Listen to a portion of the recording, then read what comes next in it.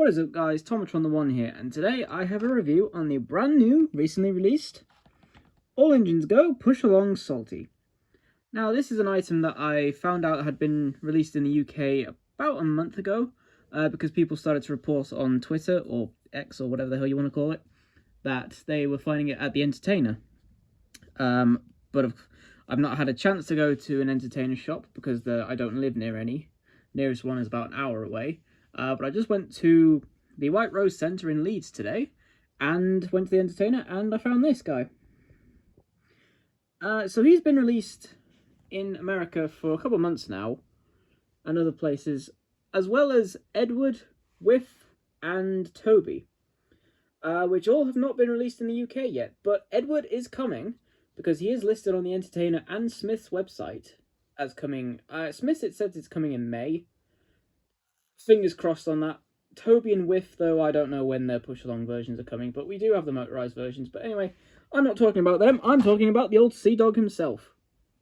He actually has been fairly prominent in All Engines Go, which is good, because Salty is a character that I really can't imagine the Thomas and Friends franchise being without at this point.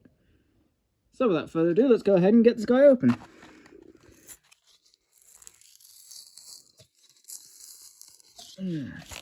It's the standard All Engines Go packaging, which I've discovered really doesn't like opening very well. But hey, I know they are changing the packaging design to say like metal engine along the side, but I haven't seen that yet, so I can't comment on how that will be. But anyway, here, I'll just put the camera down. Here is Salty. He's not very heavy, to be honest. He's not as heavy as I was expecting him to be.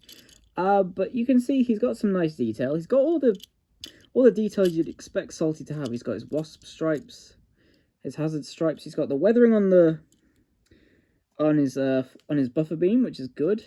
Sadly, this continues Mattel's trend of printing a buffer beam and then printing the buffers on and not filling it, because you can just see the big grey gap around it. The face is good. It's not dead on one-to-one with the box, but it's close enough. Yeah.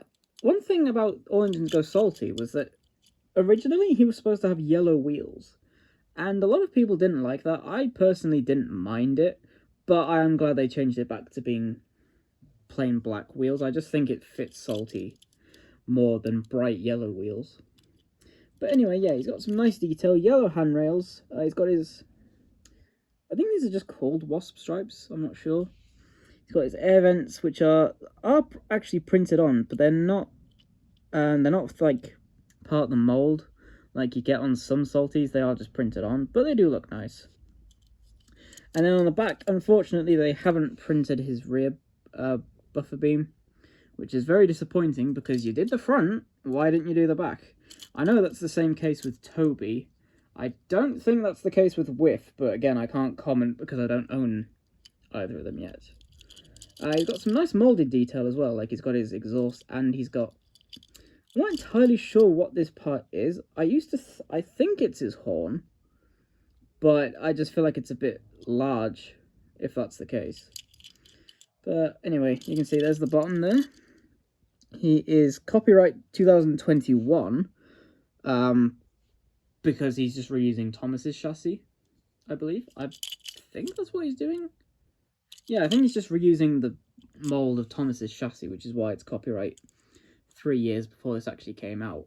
But yeah, you can see it's held in with screws, which is nice, because, excuse me, not all of the All Engines Go push-alongs use screws. Some of them use rivets, but a lot of them do use screws, which is nice, because these guys are actually well put together with all their plastic moulding, and it's nice to take them apart and see how they're put together.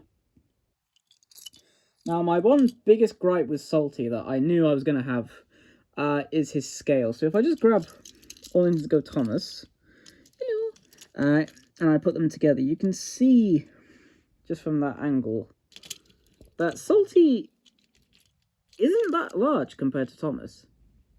And if you know All Engines Go, you will know that Salty is supposed to be one of the adult characters. You know, you have the child characters, Thomas, Percy, Diesel, Kana, Nia, so on and so forth. And then you have the adult characters like James, Gordon, Emily, Kenji, and Salty is meant to be an adult character, which means he's supposed to be a lot bigger than Thomas is. He's supposed to be about like this tall.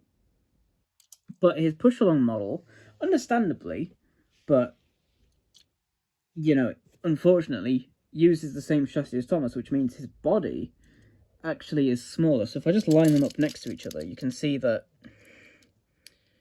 it's out of focus, but you get the point. You can just see that Salty is smaller than Thomas is, which it's not terrible in person. But I mean, again, even lining them up back to back, you know, Salty. You have to take my word; they are lined up exactly back to back. Salty is slightly shorter than Thomas, which again is not accurate to the show. I mean, All Engines Go is a 2D show where the engines squash and stretch their bodies, so saying, oh, this isn't size accurate is a bit of a fool's errand, but it is something that I just wanted to point out. But of course, Salty, I am still very impressed with Salty. He's a good model through and through. He's a character I'm very glad is still very prevalent in the show. I know All Engines... I know All Engines Go is still controversial amongst Thomas fans. I don't watch it personally, but I do have an easier time separating it from the franchise than something like Big World, Big Adventures, which is why I'm perfectly fine with all the changes they made, because I don't see it as the same show anymore. It's a different show doing its own thing. So, bringing back legacy characters like Salty, Hero... I know they're bringing back Winston, which is kind of hilarious because he's not been prevalent in the franchise for ages. Yeah, I mean, they brought back all of the original Steam team. You know, Toby's in the show and he got an episode. Edward and Henry are in the show, and they haven't spoken yet, but they have appeared a lot in the background, so they are part of the show. And of course, now we've got Salty, who has been a character for a long time, and a character that I think most Thomas fans love. So I'm very happy to see him in the show. And his push-along model, overall, I think is really good. If I was to give this a score, I'd probably give this guy... I'd give him an 8. I'd knock a point off because of no printed rear buffer beam. Everything on all the detail on this model is perfect, except for the fact that they haven't detailed the buffer beam on the back. If they did that, this could very easily go up to a 9 for me. And then the other thing, this is personal preference, is just the fact that he's so much smaller than Thomas. When he's supposed, in All Engines Go, he's supposed to be so much bigger. But I acknowledge that that is more of a me thing. So overall, I would recommend going out and getting this model. It's cheap if you go to the Entertainer. I paid £5.62 for this. It was on sale. But then again, Thomas merch is always on sale these days. It's a good price. If you can find it, I would recommend picking one up. If only because who doesn't love Salty? Anyway, yeah, that's about all I have to say for this review. Hopefully my next review will not take nearly a year to come out, because Mattel will actually distribute a new toy in sooner than a year. So hopefully I shall be back in a few months with Edward, or perhaps Whiff and Toby, who knows. Anyway, thank you very much for watching.